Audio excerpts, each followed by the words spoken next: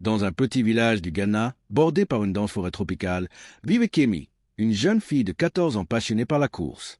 Pieds nus, elle s'entraînait chaque matin sur les chemins de terre, rêvant de devenir une athlète reconnue.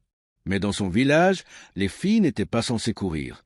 Une fille qui court, ce n'est pas sérieux, se moquaient les garçons. Même son propre père pensait que le sport était une perte de temps pour une jeune fille.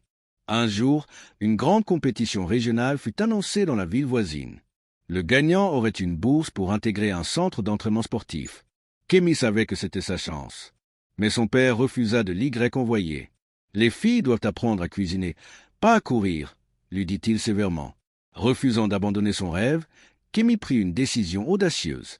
La veille de la course, elle s'échappa discrètement de la maison et parcourut 20 kilomètres à pied pour rejoindre la ville.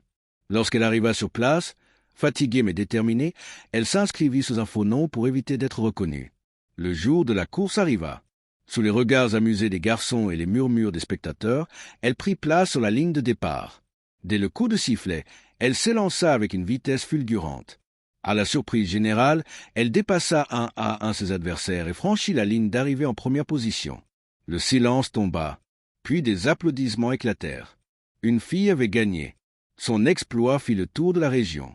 Quand son père apprit la nouvelle, il fut d'abord furieux. Mais en voyant tout le village la célébrer, il comprit qu'il s'était trompé. « Kemi, je suis fier de toi », lui avoua-t-il enfin. Grâce à sa victoire, elle obtint une bourse et partit s'entraîner dans un centre sportif.